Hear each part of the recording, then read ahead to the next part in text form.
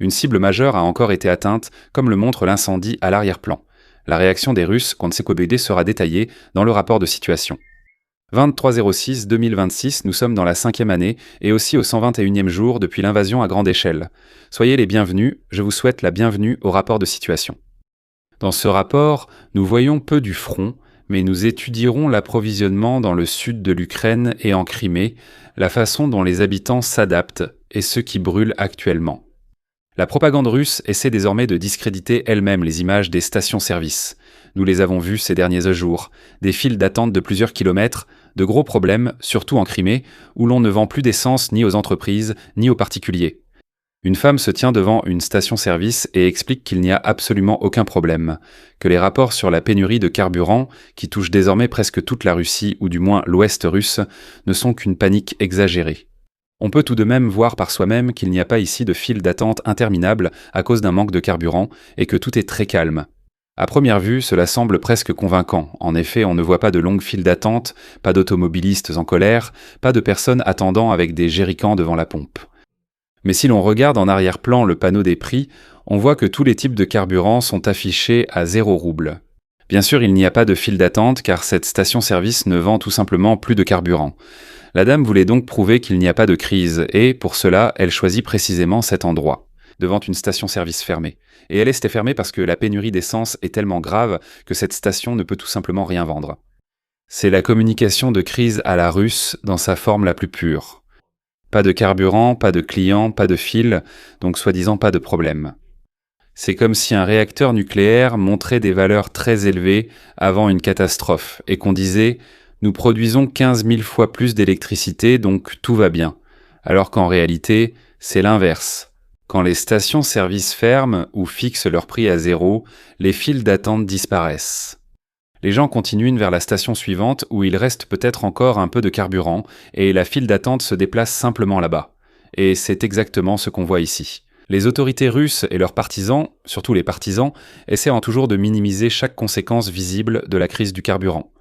D'abord, on dit qu'il n'y a pas de pénurie, puis on admet qu'il devrait y avoir quelques restrictions sur les quantités servies, mais qu'elles sont limitées et ne concernent pas tout le monde.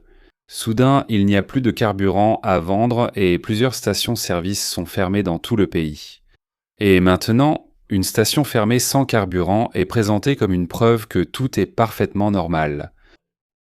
Si c'est la nouvelle normalité, je ne veux même pas imaginer les prochaines semaines. Mais tout cela n'est plus normal depuis longtemps, car ceux qui font la queue longtemps, surtout sous de fortes chaleurs, deviennent vite irrités.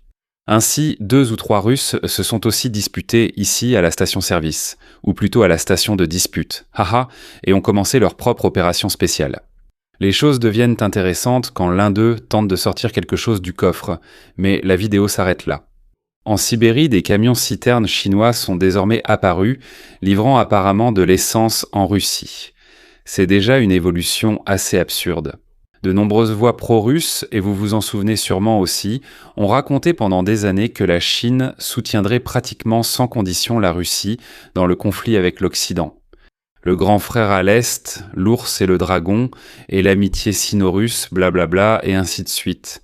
En réalité, c'est exactement le contraire. Moi et beaucoup d'autres blogueurs avons déjà évoqué ou même affirmé directement ce scénario il y a quelques années, car la Chine n'aidera évidemment pas la Russie. Après que les sanctions occidentales ont compliqué le commerce du pétrole russe, Moscou a dû vendre de grandes quantités de pétrole brut à la Chine avec des remises importantes, plus ou moins presque en dessous de la valeur réelle. Mais maintenant, la situation s'inverse. La Russie vend toujours son pétrole à bas prix à la Chine, mais elle rachète ensuite de l'essence et d'autres produits raffinés à des prix élevés, car sa propre capacité de raffinage et de distribution est sous pression. La Chine aide donc la Russie, c'est vrai, mais ce n'est pas par amitié et encore moins gratuitement. Pékin profite de la situation, achète à bas prix et revend là où la Russie a un besoin urgent. Pour la Chine, c'est une très très bonne affaire. Pour la Russie, la facture de sa propre dépendance, c'est exactement ce que nous voyons ici. Ce qui était censé être un partenariat stratégique devient de plus en plus une simple relation commerciale. La Russie fournit des matières premières bon marché, la Chine renvoie des produits transformés à prix élevés. Un monde fou ou simplement une bonne politique commerciale chinoise. Et retenez bien cela, car je le dis et je le répète à chaque fois, sans exception. Si le rapport devait porter sur la Chine n'est pas l'ami de la Russie. La Chine agit naturellement uniquement dans son propre intérêt. Et la Chine se moque complètement que la Russie soit à terre ou non. Savez-vous pourquoi les Ukrainiens signalent tant de pertes de véhicules russes? Regardez, actuellement, ils en signalent plus de 600. Bien sûr, c'est une source pro-ukrainienne, puisqu'il s'agit du ministère de la Défense, et le chiffre a certainement été un peu gonflé artificiellement. On ne peut pas exclure cela chez les parties en conflit. Lorsqu'il s'agit des pertes ennemies, une étude de 2023 a montré que les Russes déclarent généralement des pertes ukrainiennes 4 fois supérieures à la réalité. Cela signifie que si 10 véhicules ukrainiens ont été détruits, les Russes prétendent qu'il y en a eu 40. Du côté ukrainien, les pertes sont généralement augmentées d'un facteur de 1,25, c'est-à-dire que pour 10 véhicules russes détruits, ils diraient qu'il y en a eu 12,5 ou alors 3,5. Donc certainement un peu moins que ce qu'ils ont indiqué ici, mais pas vraiment une grande différence par rapport aux chiffres russes. Maintenant, on se demande bien sûr, « Hey Johnny, qu'est-ce que ça veut dire ?» Les pertes de véhicules, c'est tout à fait logique puisque les Ukrainiens prennent pour cible les routes d'approvisionnement. Et ces derniers jours, les pertes étaient toujours quelque part entre 300 et 400 par jour. Hier, tu nous as montré hier et avant-hier que les Russes font en sorte que les convois soient protégés par des équipes de défense anti-drones. Les pertes devraient donc être bien moindres. Eh bien, en théorie, oui, si l'intensité reste la même. Mais à quoi sert la théorie si la pratique est tout simplement mal appliquée? Nous voyons ici par exemple un drone ukrainien qui s'approche d'un véhicule, et l'unité ne protège pas simplement ce véhicule, mais s'enfuit tout simplement. Pas étonnant que le nombre de camions-citernes et de véhicules de ravitaillement détruits augmente, malgré les équipes anti-drones qui les accompagnent. Que penser de cette situation? Ils accompagnent le véhicule sur la route, puis quand le drone arrive, il s'arrête sur le bas-côté et s'enfuit, tout simplement. Ou quoi? Ce n'est bien sûr pas la règle. C'est l'un des cas isolés, j'oserais presque dire. Aujourd'hui, j'ai vu des vidéos montrant des Russes abattant des drones. Comme je l'ai dit, cela ne s'applique bien sûr pas à l'ensemble du secteur, mais certainement à un véhicule ou un autre. La centrale thermique Kamish-Borounsky est en feu. Environ la moitié de la Crimée occupée serait désormais privée d'électricité en raison d'un accident présumé sur le réseau, apparemment dû à une collision de plusieurs drones ukrainiens. L'administration d'occupation promet de rétablir l'approvisionnement dans les 24 heures. Je suis très curieux de voir si cela va fonctionner. Parce que si une centrale électrique brûle en même temps et que de grandes parties du réseau tombent en panne, il ne suffit pas d'actionner un interrupteur quelque part. Les lignes doivent être vérifiées, les sections endommagées, isolées et des capacités de remplacement ajoutées.